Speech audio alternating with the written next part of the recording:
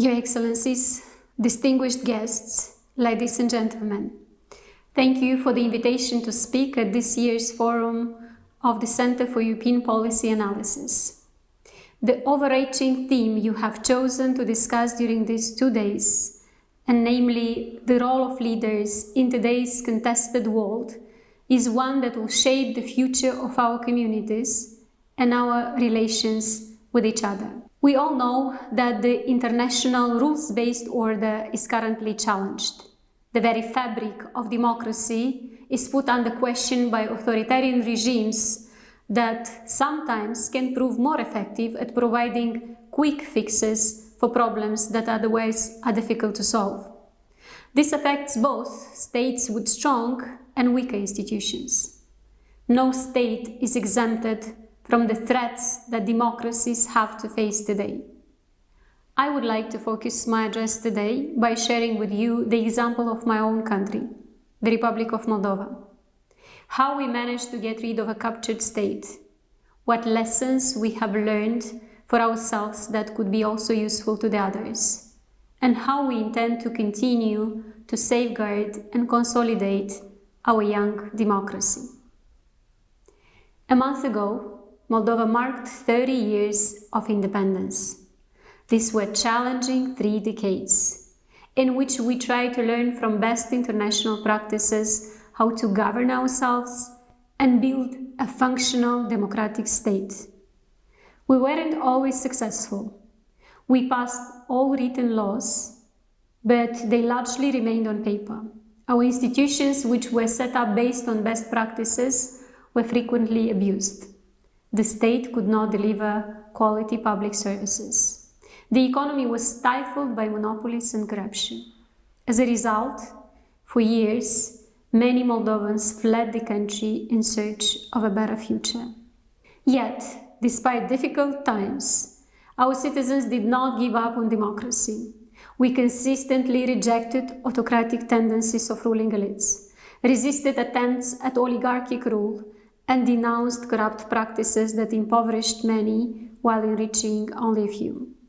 I believe we have succeeded in taking down the authoritarian regimes because we were quick enough to react to them. We contested the regimes before they would become too strong to be taken down. Recent elections have shown that Moldovans share the same objectives for their country. They want freedom, justice, and economic opportunities. During the presidential election last fall, people of different ages and backgrounds came together to demand deep internal transformations that would be first and foremost citizen-oriented. They demanded an end to corruption, a fair trial for everyone, and a clean government that works for the people. I was elected president with a mandate to deliver on these changes. In July of this year, Moldovans reconfirmed their choice by voting for a new parliament that is committed to the same agenda. How did we get to this result? While I credit our citizens with their historic choice, I will share with you our approach. First, we were fair and sincere with the people. We invested a lot in building trust, starting with ensuring total transparency of party and campaign funding, and being very honest in our messages. Credibility and integrity are very important, especially when your election program is about fighting corruption and restoring justice.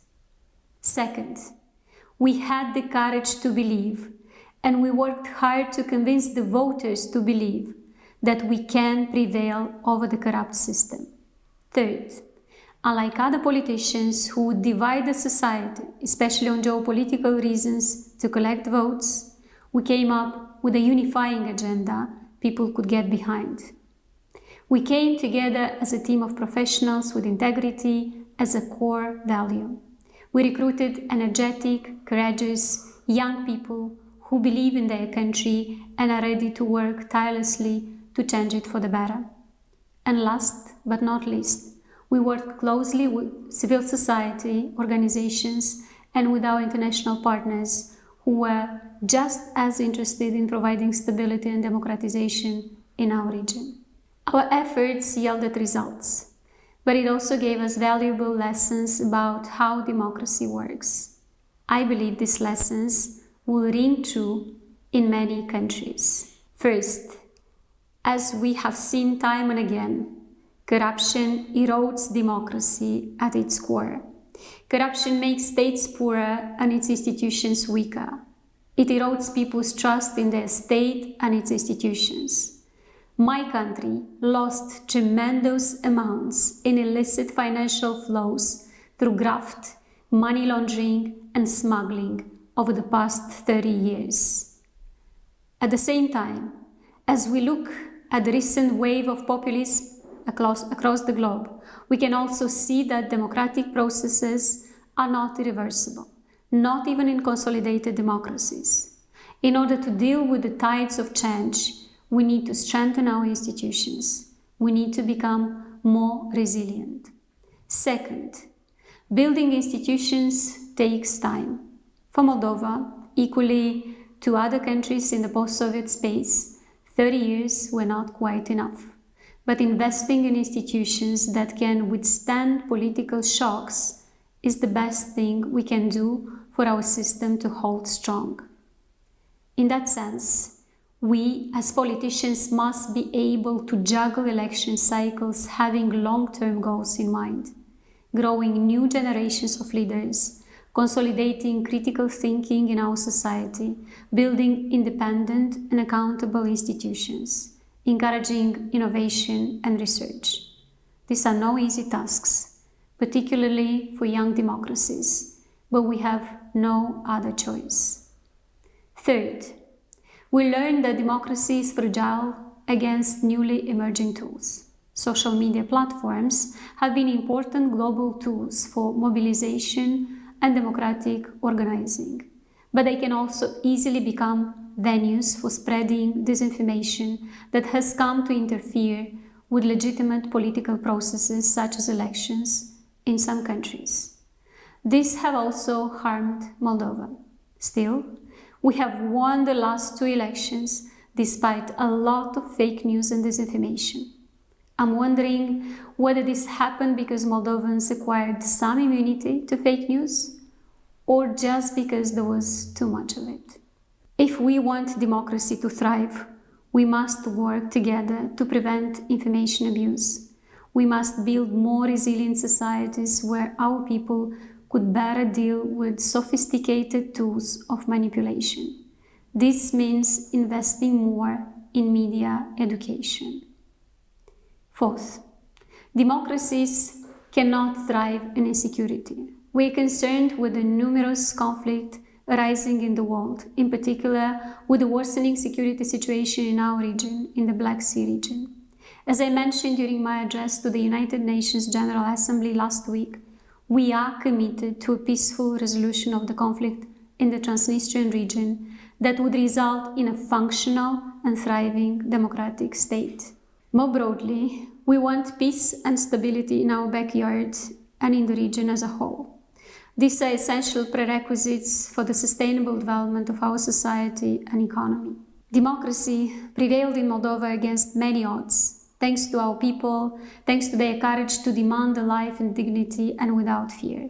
We must make sure now that we do not slide back again. The solution, as I have mentioned already, lies in building resilient institutions. This entails building an independent, credible and accountable justice system. It also means revisiting social rules and regulatory frameworks to eliminate opportunities for corruption.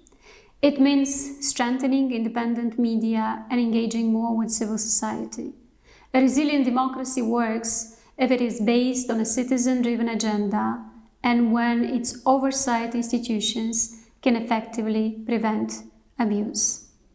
It also means embracing research and innovation to be able to adapt to modern challenges and working together with international partners to strengthen cooperation on global challenges that cannot be overcome alone.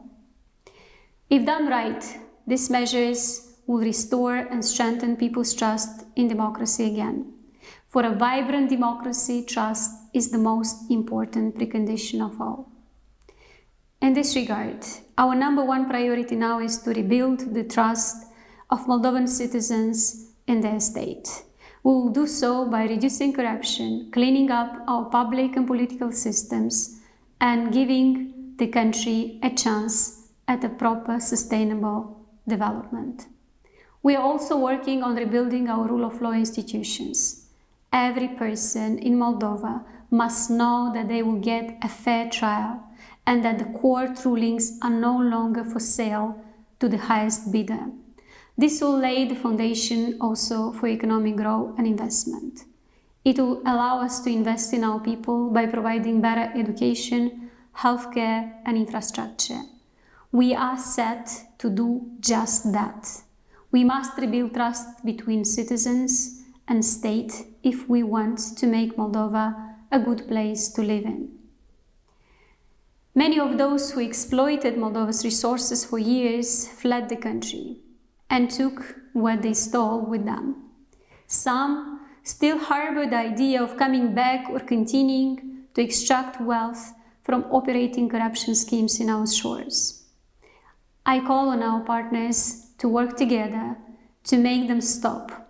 We need your help in bringing them to justice and recovering the assets they unlawfully took from Moldova.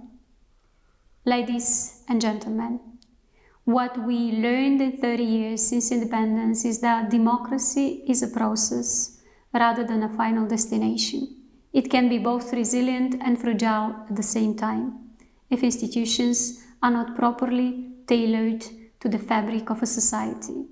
Making it work, defending it, reconfirming our commitment to it requires effort and dedication. Moldovans value democracy and are committed to it. It will take time to make it resilient, but we will take our chance by listening to the needs of the people, by acting with integrity, by teaming up with energetic professionals who believe in their country and working closely with civil society and with our international partners. Thank you.